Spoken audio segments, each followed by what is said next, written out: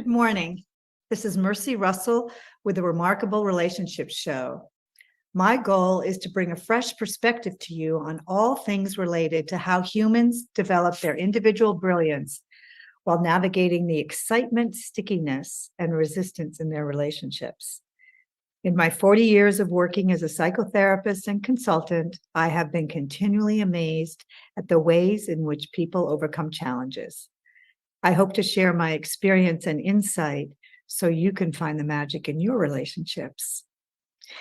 So today, I'm going to be showing the second part of my interview with Laurie McCants, A Life in the Bloomsburg Theater Ensemble, Be Open to Surprise, Part 2. So last week, we opened with the story of the beginning of her lifelong career. Laurie began by following a renowned acting coach, Alvina Krause, to her retirement home in Bloomsburg, Pennsylvania, town of 10,000, with her classmates from Northwestern's MFA in acting program. Laurie and I are connected because we both attended a small college in Minnesota, Carleton College, and are in the same graduating class. So Laurie and her graduate student friends stayed in Bloomsburg, Pennsylvania with Alvina Krause and created an ensemble theater from which Laurie recently retired as an emeritus member. This was not their plan originally, but when they arrived in the basement of this very famous acting coach who was in retirement, she said to them, "So you want to act in the theater?" And they said, "Yes." And she said, "Too bad, there is no theater," because there was no active theater in this town. So they took it upon themselves to start a theater ensemble. And that was over 40 years ago. And it's very active. And today we're going to hear the second part of the story of how that community theater expanded beyond the community of Bloomsburg, Pennsylvania. So this is a story of the magical mix of vision and grit shared in the ensemble.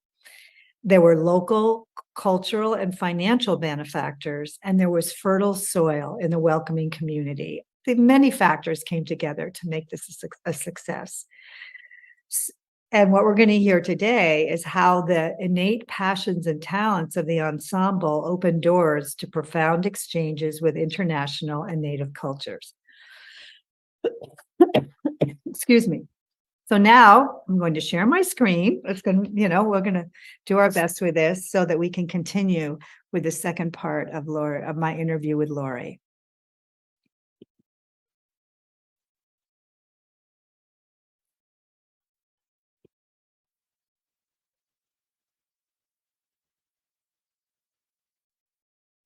Okay. I do want to just highlight this, and I'm going to try to put it in the beginning again. But when we first spoke about this interview, I said, "Well, what do you want to talk about, Laurie? Mm-hmm. What is it you really want to say?" And what you said was, "I want to talk to young people to tell them to be open to surprise." Right. And that this has really been, in your view, a theme of what your experience has been with this lifelong project. Yeah. I think one of the things that I learned, especially in the early years of the theater company, and it's still working now, I did learn from my ancestors. I did read about, for example, the Moscow Art Theater that was started by Stanislavski and did the first performances of the plays by Chekhov. The importance of having a Chekhov in your midst, a playwright. Also, they, Stanislavski was a sort of male chauvinist and macho kind of guy, but they did value the work of ensemble as leading toward better theater. I did study the theaters of the 1930s here in the United States, the theaters that came out of the Work Projects Administration, the WPA. The government sponsored, government funded artistic, community-based work that happened all over the United States. I did study the group theater, a group that was formed in New York City in the 1930s. I did study Shakespeare's company. It was a company. It was an ensemble. I studied Moliere's company. That was a company. They were an ensemble. Of course, they had great playwrights at their helm, but they were ensembles. They were companies. So I did learn from the ancestors, but also what I mean by surprise is that your colleagues, your fellow artists, every day they will surprise you. It's like any relationship. It's like any relationship. If you put them in a box, if you decide, oh, you're always like this, oh, this is who you are. If you don't allow yourself to be open to the fact that any moment they might surprise you with something unexpected, something wonderful. That's where the juice happens. That's where the, and giving people opportunities. We vote on who our directors are. There, over the years, there have been many young artists who've never really directed before, but they write their proposals, we read them, and we say yes. Going to take a chance. Right. Going to take a chance, and that's how people grow. Well, that vignette that you just told us, to me, was a wonderful story about that, because you so nicely described the experience of not even knowing that you were the one who was going to be the spokesperson, and then. I'm listening to it and I'm thinking, wow, she really did her research. She really analyzed the she thought, what's this man going to care about? The economics.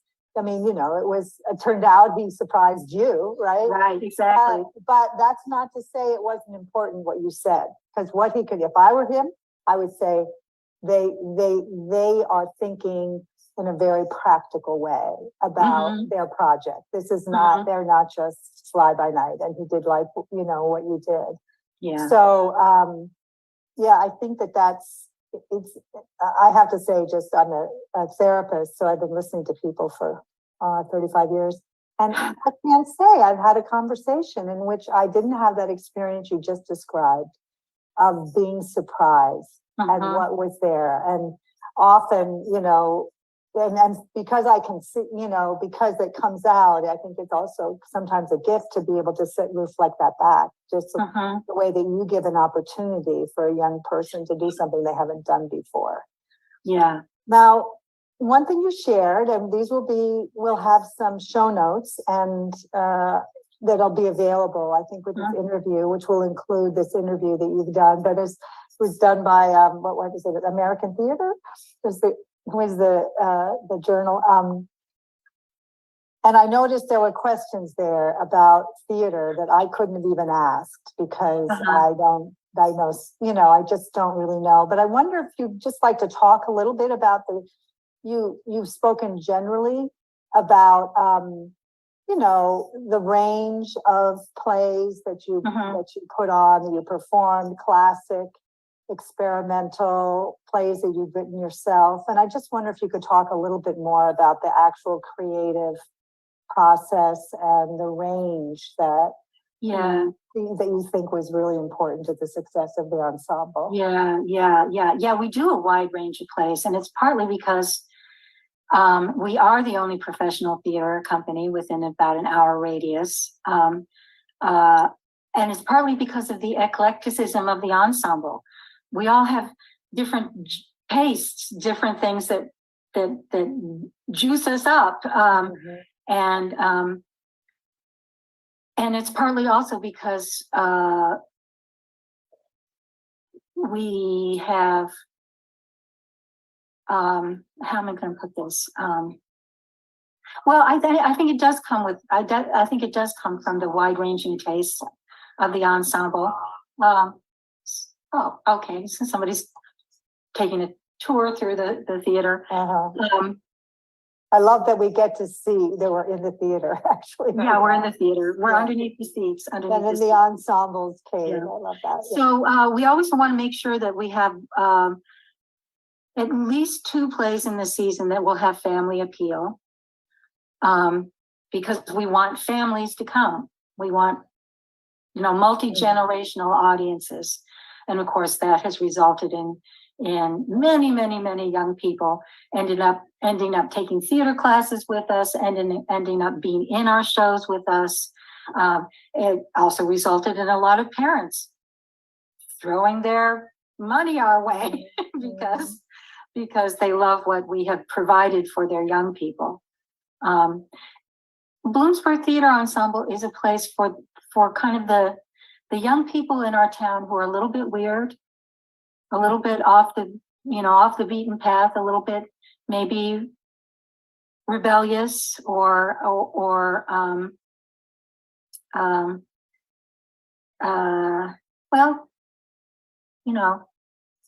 non-conforming. Interesting. Our theater has been a home for those kids over the years. So we always want to do something around the holiday time that has appeal to families. And yes, we do Christmas Carol. However, we've always done our own adaptations. We don't do it every year. We wait a couple of years and then bring it back again. But the adaptations have varied wildly from director to director to director within our ensemble. So we have presented extremely different versions of Christmas. Can you just give us an example of the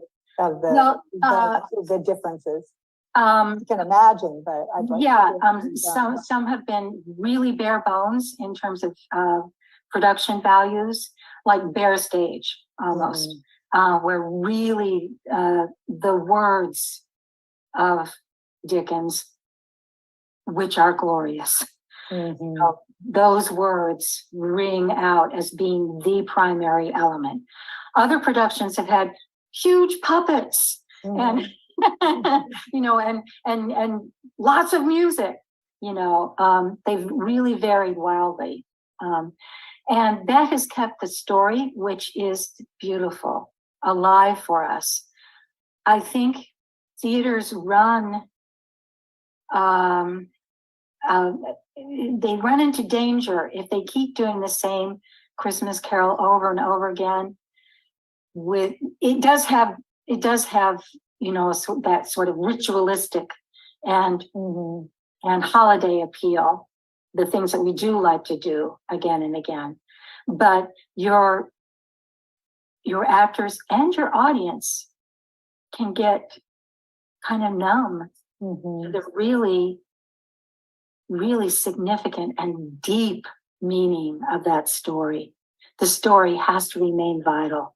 It can't just be a moneymaker for your theater. Right. You have to go to the place that Dickens takes you with that story. So that's an example of something that we do over the years, but we do our own thing with it, and have done many things with it. We do a lot of Shakespeare, and again, that varies wildly, the styles and the way that we've done that. We've premiered a lot of plays, newish plays that just finished a Broadway run or a regional theater run. And the plays that I'm most proud of are the plays that we have made about the place where we live and work. Yeah. Those Yeah. most meaningful to me. Right. So this takes me to two other places I want to talk about. One is, well, I think one thing that stood out to me is that that you had members of your ensemble who were particularly, talented in particular ways that opened doors for you and the theater. And this also included your member who is a mime. Oh, right. Yeah. So, and I'd like you to talk about what that led you to, and then the rich relationship your theater has had globally as a result of it. Yes. Mm-hmm. Yes. What year would this have been? Oh my goodness. I'm looking at our schedule, a place to remind myself of what year this would have been that he would have been down. Well, anyway, it was sometime in, gosh, when did we take? Well, anyway, it was sometime in the late 80s, early 90s. One of our ensemble members had trained as a mime at Northwestern. Northwestern had a magnificent mime company in the years that we were there. The professor who led that company had been trained in Paris, and so yeah, mimes get a bad rap, but the skill is really phenomenal. And this actor was particularly skilled, and he was performing as a solo performer, as a solo mime, for a festival at the Smithsonian down in DC, an outdoor festival. And a woman from the State Department was in the audience, the US State Department. And she came up to him afterwards and she said, "Love your show. We're looking for a theater company to take on a tour to Sub-Saharan Africa. Do you know of one?" He said, "Well, yeah, I got one here right in my back pocket." So she came to see what we were doing here in Bloomsburg, and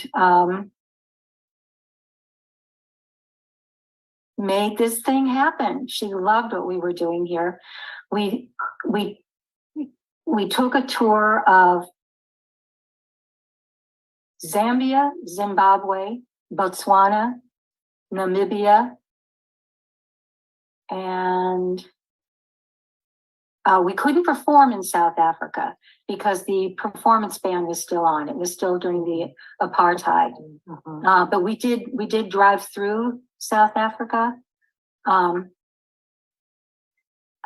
Kenya. We performed in Kenya. Anyway, we took a new American play called The Voice of the Prairie, which is a beautiful play. It's about the early days of radio in the United States, when people would set up like temporary radio stations connected with hardware stores out on the plains, out in the Midwest, and they would invite local talent to come up and perform on the radio. And this particular story is about a farmer who actually ends up being an amazing storyteller, telling stories about being a hobo riding the rails when he was a young person. Beautiful story, beautiful stories. And also Rand Whipple, our mime, performed his show. So there was no language barrier, of course, with his show. And all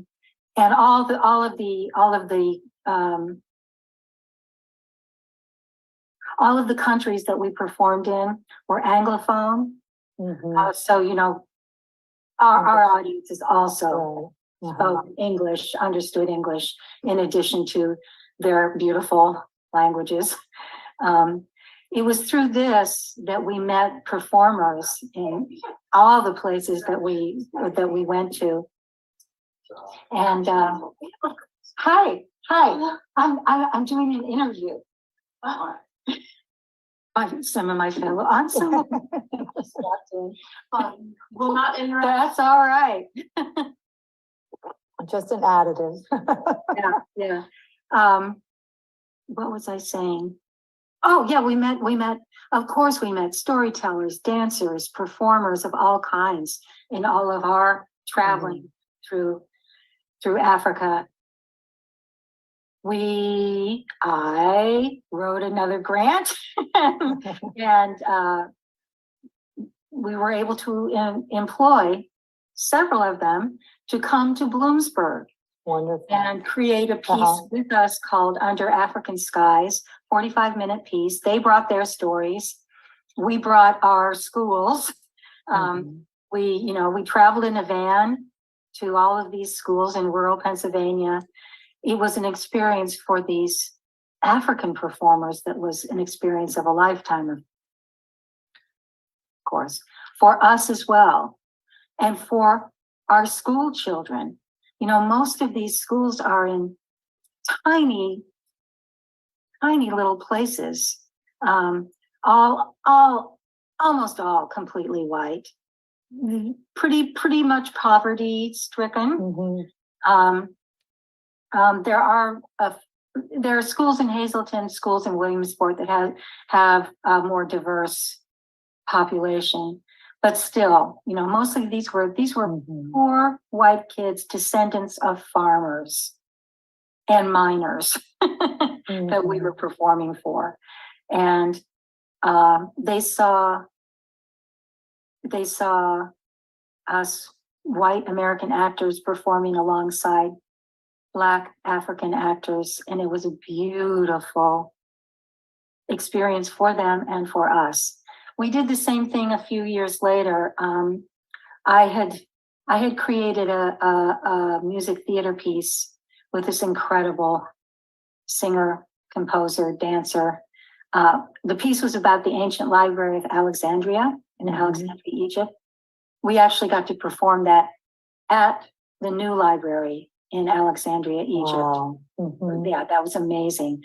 Through that, I met Egyptian theater artists. And once again, we created a program, found the funding so that these Egyptian performers could come and live in a small town in rural Pennsylvania and perform their stories alongside us, completely bilingual. At that point, it was both Arabic, Egyptian Arabic, and English, the stories that we told in that iteration of our Theater in the Classroom project.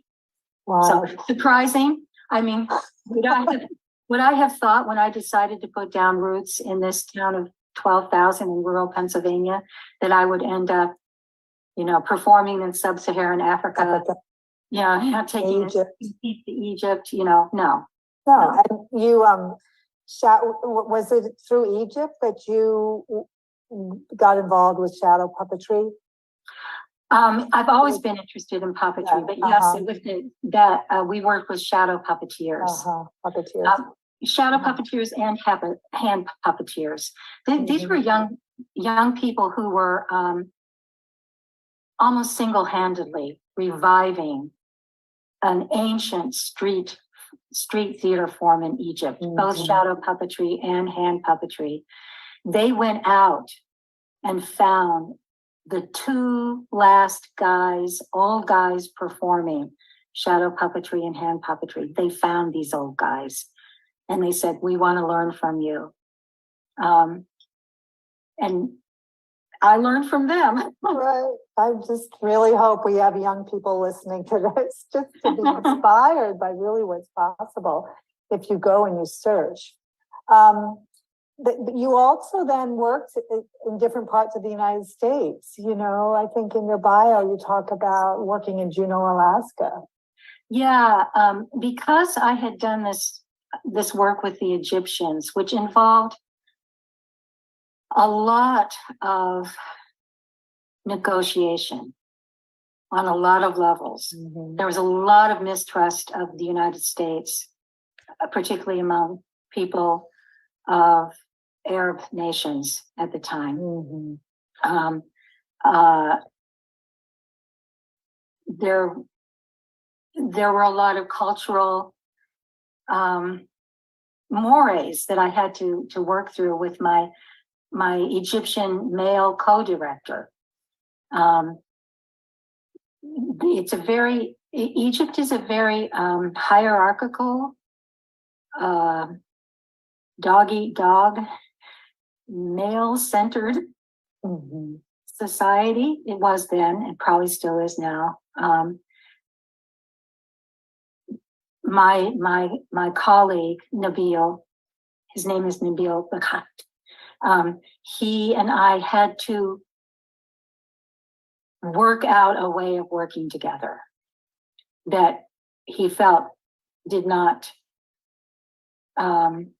sublimate his dignity in front of his fellow Egyptians. We ended up with a fantastic working relationship, but that was not without difficulty. We learned to work through our differences. And we presented at a national theater conference a whole program about how we did that, why we did that, how it worked out.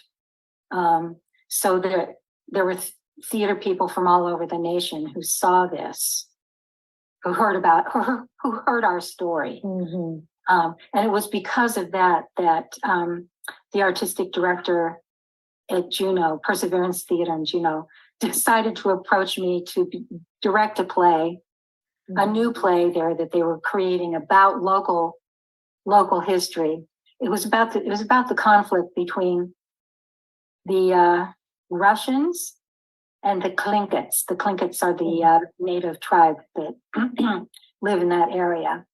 The play was about historical events, and it was trilingual. It was in Russian, Tlingit, and English.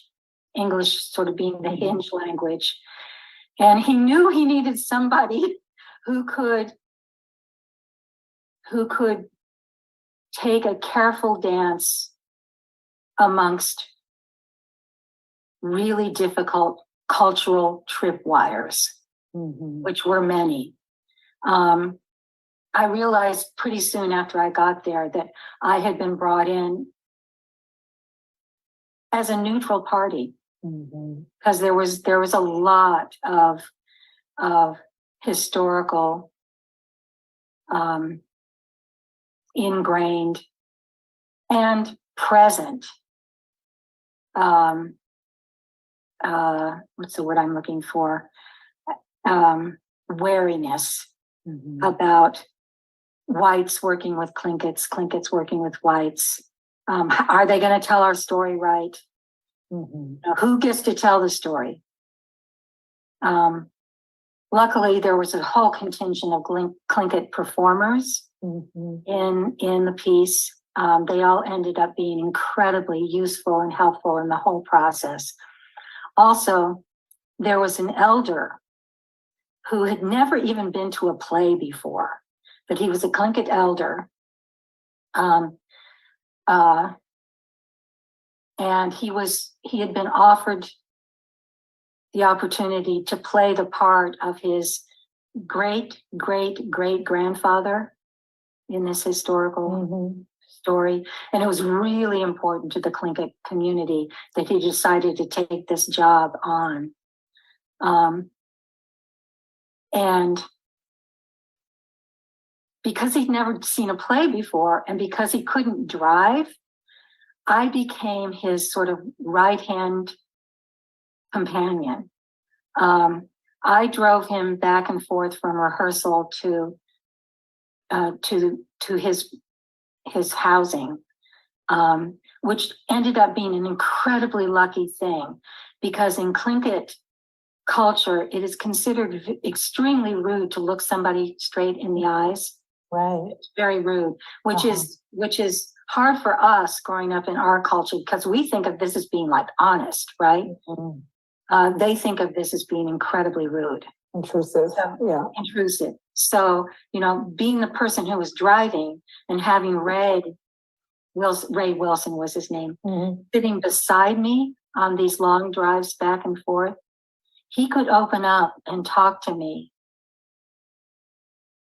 in a way that was profound. In a way that was profound.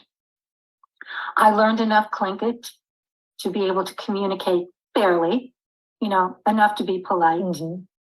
I learned a lot about the culture, and I learned again to be open to surprise and not to pre-plan. It was the next to the last dress rehearsal, and there was a chorus of actors, several Tlingit members in this chorus. There was a Tlingit woman sitting over a fire, singing what is called a cry song. And what she was singing about and why she was singing cry song was because they were being forced to leave their land. It's the old awful story. They were being forced to leave their land. And next to the final dress rehearsal, we're at that moment of the play. Ray comes up beside me. I'm standing in the theater in the seats. Ray comes up beside me and he says, they need staffs. And I said, what? They need staffs. She's singing a cry song. They need staffs. I said, okay, tell me what is that? What does that mean? Well, they have to go out into the woods. They have to find the reeds, the special reeds that are the staffs. They have to cut down the staffs themselves. They have to make sure the staffs are the right length and sturdy enough. And I said, okay, can we get that done by tomorrow? And he said, yes. So by the next rehearsal, the chorus all had these long, thin, beautiful reed staffs. And Ray showed them how to use them, which was you plant them on the floor or the ground, the floor of the stage, and sort of swirl them like this. And I said, Ray, what are they doing? And he said, they're stirring the ashes of their ancestors. And if we had not had those long drives with Ray sitting beside me, if that trust had not happened, that moment wouldn't have happened. And it would have been wrong. Right. And we would have been judged by the many Tlingit audience members who came to that opening night to have not paid attention. Not done it properly. Not done it properly. And then by doing it properly, it took the dramatic oh my God, to a completely different level. Completely. And I mean, it was profound. It was profound. And the curtain call, they called me down and gave me flowers, which, that's traditional in theater, right? And then Ray who was in full regalia as the clan chief, in full regalia, stepped forward, and then something happened in the room, in the theater. And I realized, oh, this is a council meeting. He's calling a council meeting. And he adopted me. And he gave me the name Kachkun, which is his auntie's name. And I said, Ray, why that name? And he said, well, because like you, she was a woman who knew her mind. So, and that is something that I hold dear to my heart, Oh, yes. Well, oh, so many. It's a relationship. It's a relationship that was forged through mistakes, corrected, mistakes forgiven, trust established. And the audience at the end of the play, the Tlingits were stomping their feet and raising their hands like this, which means you are raising our people up. Oh, it was glorious. Really wonderful. And then, just the circumstances that supported all of that, right? As you said, that seem, what's the word? I'm missing the word right now, but just, they seem to kind of come out of nowhere. They're kind of random. Yeah. As a therapist early on, when I discovered that experience of eye contact, I started working particularly with adolescents, and then with others type of people I could tell right away who were shut down by eye contact. I'd start to walk with them, right?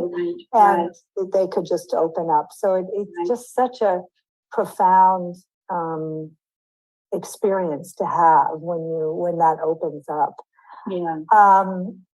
Laurie, I just want to have you talk a little bit about your solo shows. You've done quite a few, and you're working on one now. I wonder if you could tell us a little bit about that. I have one primary solo show that I developed over years and was able to perform it over a period of years, called Industrious Angels, which is a quote from an Emily Dickinson poem.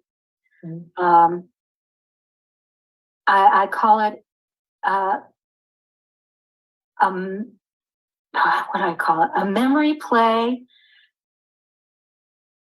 a shadow puppet memory play with music that evokes the ghosts, that evokes mother-daughter bloodlines and the ghost of Emily Dickinson. My mother read me Emily Dickinson poetry when I was little.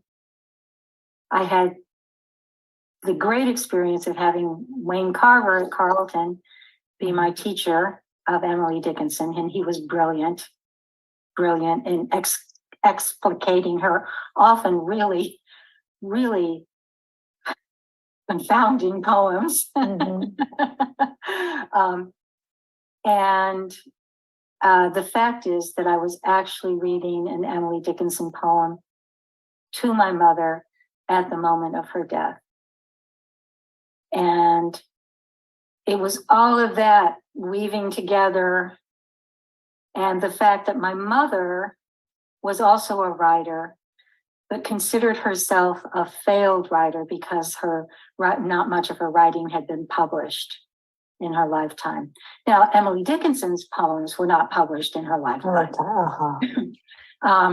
She did try a couple of times, and then she sort of gave up on that. I mean, these poems were so weird, wonderfully weird. But that didn't stop her, and she never thought of herself as a failure.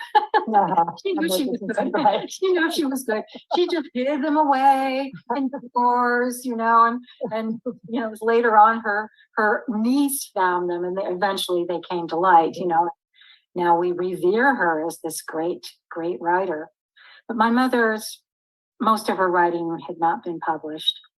There was one story that had been published when she was the editor of a literary magazine out of the University of Tulsa. And she always poo-pooed that because she said, well, I was the editor. I was the one that allowed it to be published, It's a really great story.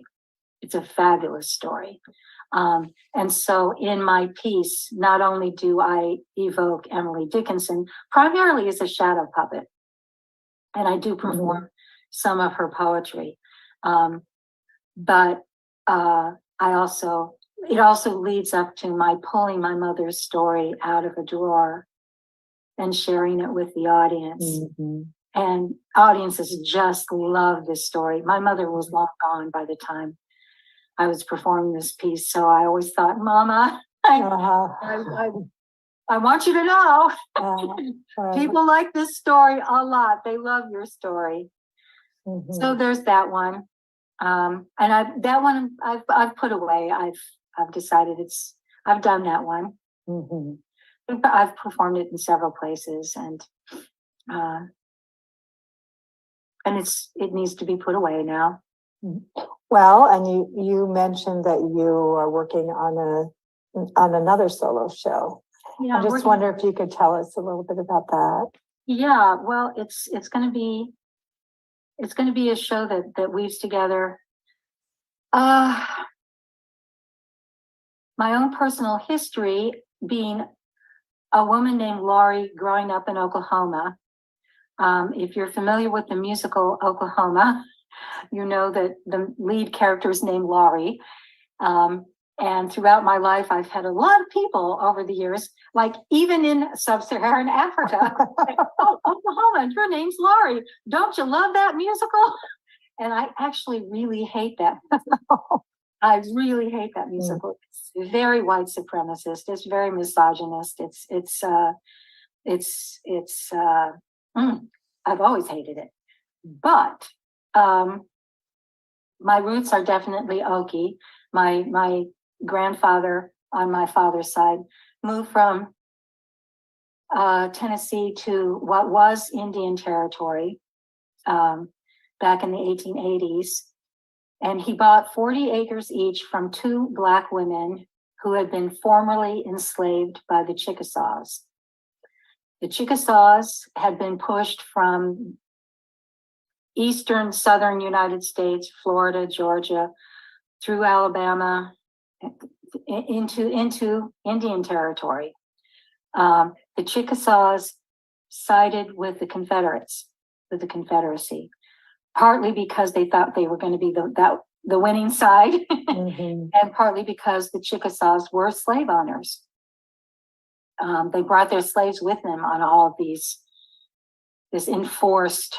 The Trail of Tears. The Trail of Tears was what the Cherokees called it. Yeah. Well, that's good. Right. But that emigration, that was forced. The forced removal, the Indian removal.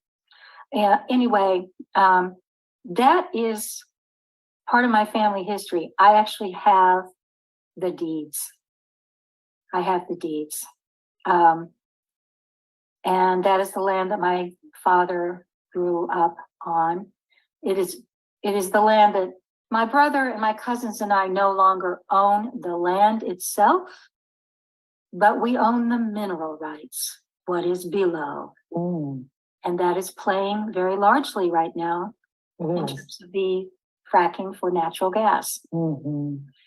I have that personal history, and I can draw upon my Aunt Hildred's memoirs, which are fantastic.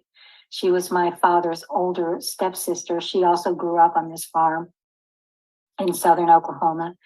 However, she went to college, and then she remained a farmer her whole life, but she went to college and then to law school. She became the first female district attorney in all of Oklahoma.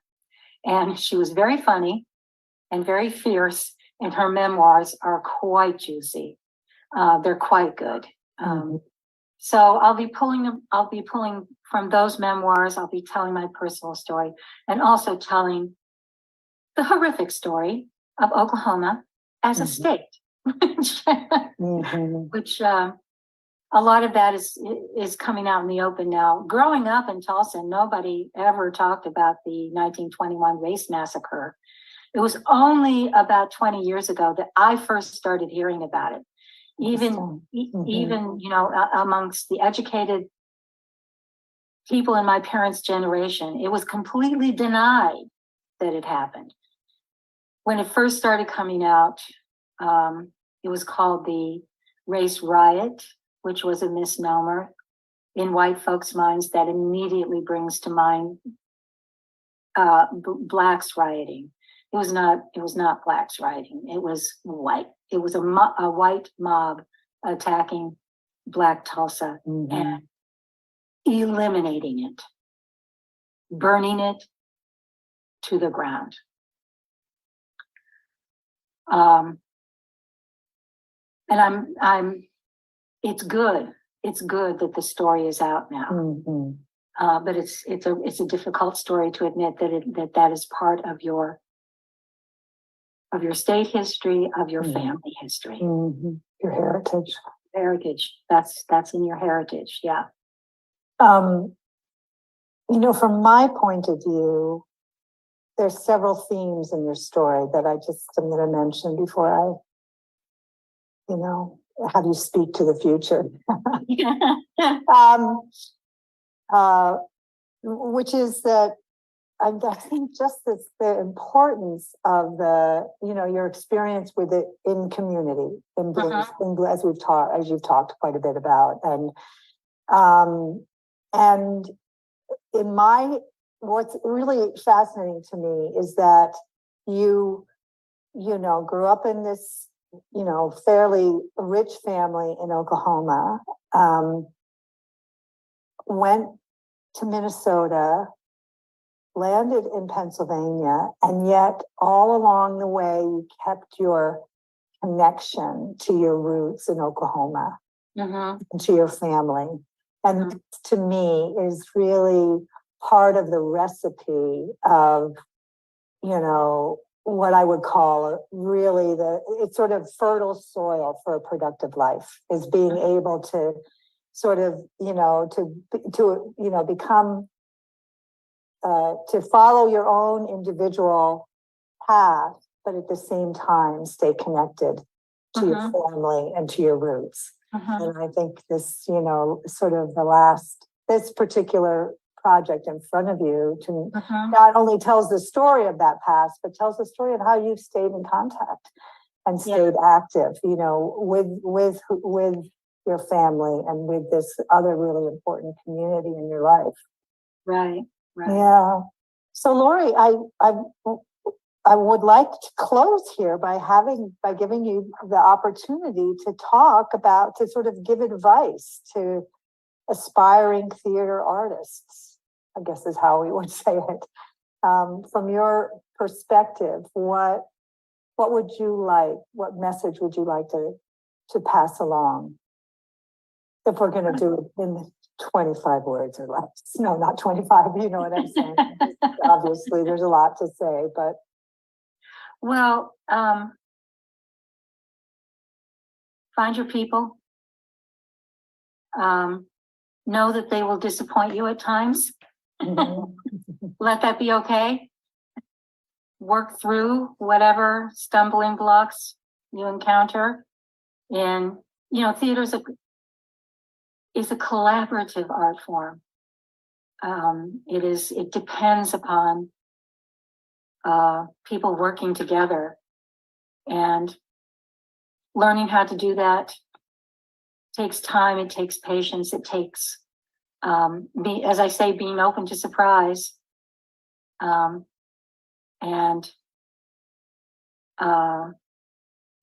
believing in the best, believing that your fellow artists are capable of genius, capable of beauty, of surprise, being open to all of that. I have found being a part of a community to be incredibly rewarding.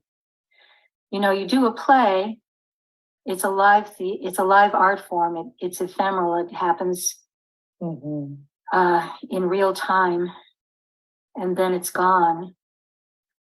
But because I've stayed in the same place, and performed in the same place for many people who have also stayed in the same place, and with many people who also stayed in this place, there have been many moments like people who stop you in the grocery store saying, oh my God, when you did that was incredible. And sometimes it's something that happened the night before, and sometimes they're remembering something that happened 10 years ago.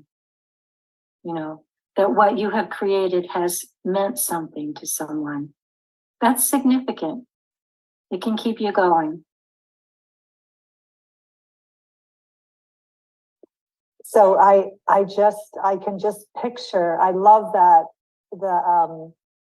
that moment that you described as you were, I think sort of, leaving Carleton and embarking on a career, not really knowing where it was going to take you, right? That it was going to take you to develop a theater. You didn't know, if it, was acting really where you were going, and so I love the whole experience of, as you say, to be open to surprise is that even as you started out, you might have had some sort of stock notion of where this interest and passion would lead you. But, you know, by taking one step at a time, you were able then to see what else was possible. And then, then, you know, and not and then it all unfolded, as you said. How could you ever imagine really what that path, where that path would take you, or, you know, around the globe, literally. So anyway, so I think it's about time to stop. Anything else that you'd like to stop with? Well, just to, I think it was because I was getting ready for that interview with American Theater Magazine. I pulled out, which would happen, you know, on my retirement. I pulled out a journal, a notebook that I was keeping in my first year here in Bloomsburg. And there was an entry, a journal entry, in which I described the experience of walking down Main Street in this little town. And it was that time of day when the sun is setting and everything looks golden. Everything looks golden. And I said, even this, how beautiful this town is, and I called it insignificant little town. I wrote down that word, insignificant. And now all these years later, and I look at that word and I go, oh, you have no idea, young Laurie, how significant this town will be to you in your life in the years ahead. Interesting, and at the same time, young Laurie could see the golden glow. Maybe not really understanding all that would come from, but you were just the contrast. Even then, she described that. Well, Laurie, thank you so much for taking the time to, you know, to share with us your very rich life. And thank you. I look forward to seeing you. Yeah, I hope we can see each other. June 2024 at Carleton College, right? What? It will be golden. It will be golden. Okay, thank you so much. Thanks. I'm just going to stop right now. Okay. So this is Mercy Russell with the Remarkable Relationships Show, and I've just shared with you the second part of my interview with Laurie McCants, an emeritus member of a theater ensemble in Bloomsburg, Pennsylvania, about her career over 40 years in the theater that is not over yet. So anyway, thank you for joining me today, and I look forward to our show next week.